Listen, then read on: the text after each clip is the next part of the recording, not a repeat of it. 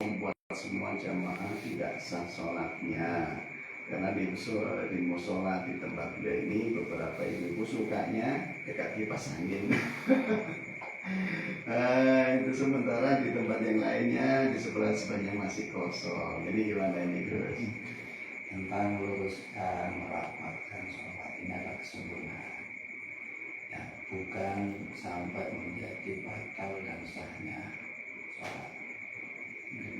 Jadi memang yang utama, yang sempurna itu memang rapat ya, berbaris, lurus.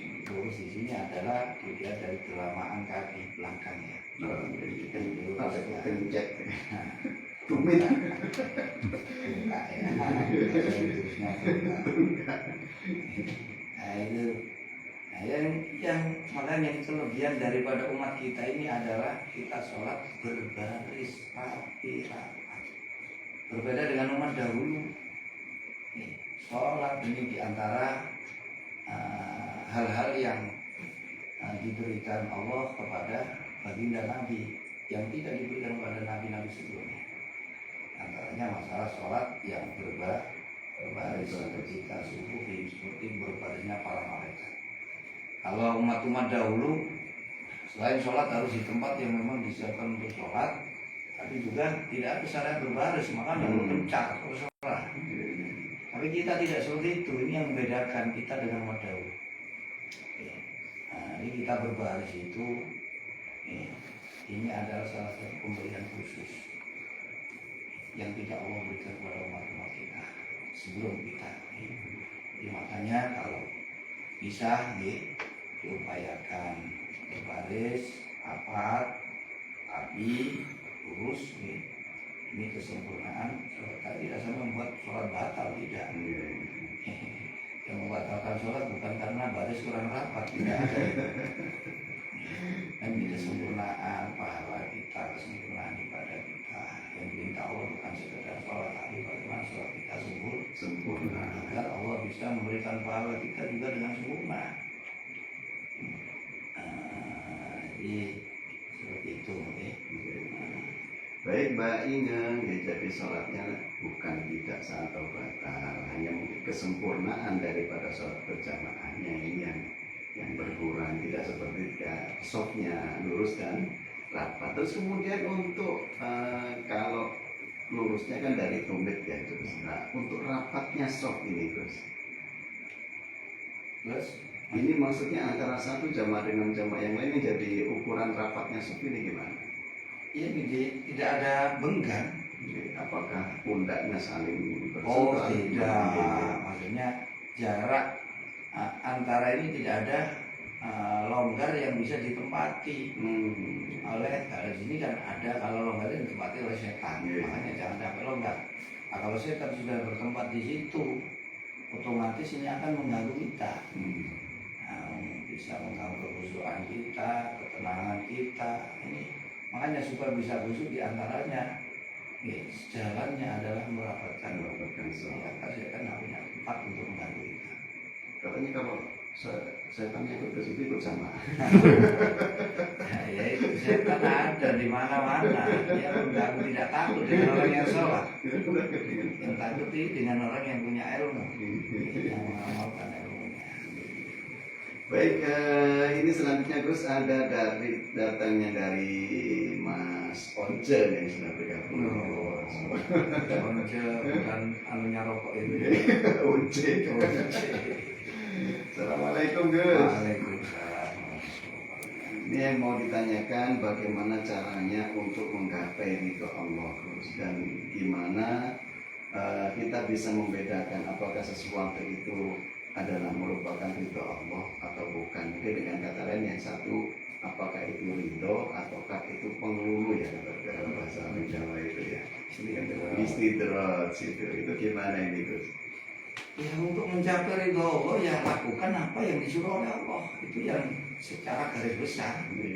Semua yang diperintah Allah itu di dalamnya ada ridhonya. Makanya jangan kita memilah dan memilih, ridhonya Allah disembunyikan. Nah, katanya Sayyidina Umar bin Khattab, inna Allah kata masih tatan fi sitati asyir. Sesungguhnya Allah itu menyembunyikan 6 perkara di dalam 6 perkara. Kata Allah ridho fi taati. Allah menyembunyikan ridho di dalam ketaatan. Ketaatan ini mengerjakan perintahnya, meninggalkan tapi tidak menentukan di mana, agar kita tidak memilih-milih. Semuanya kita kerjakan. Nah, rata-rata biasanya ridhonya Allah ini di dalam perkara yang kecil.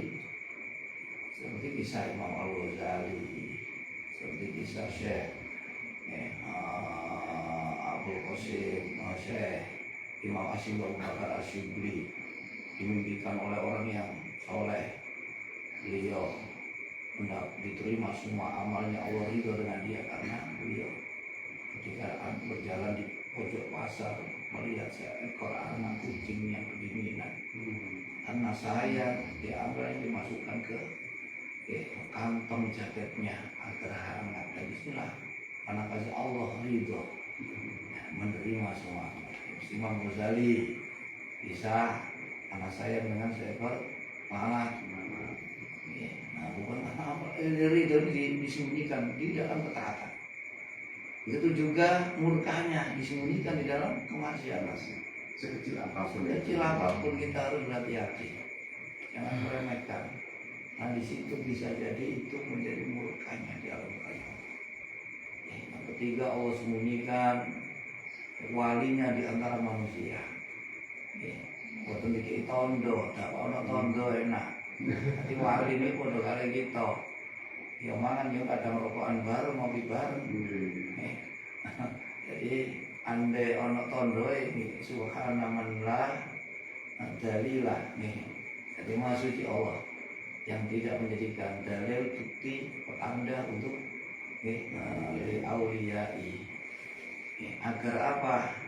Agar tidak disembah, ngomong erun itu wah sampai dari kewajiban selain dikultuskan, selain Anda punya kewajiban. Ini setengah saking kekasih Allah. Kalau kita sudah tahu itu kekasih Allah, kita punya kewajiban menghormati, memuliakan, menjaga dan seterusnya. Dan itu berat. Makanya Allah tidak tampakkan walinya kecuali orang-orang yang dikehendaki menjadi walinya Allah. Yang keempat, Allah menyembunyikan kematian. Baru enak siap-siap.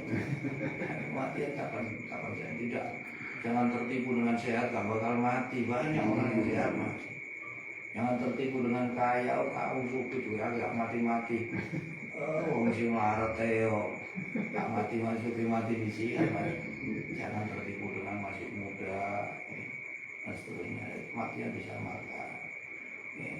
Kapan saja malaikat ini tinggal menunggu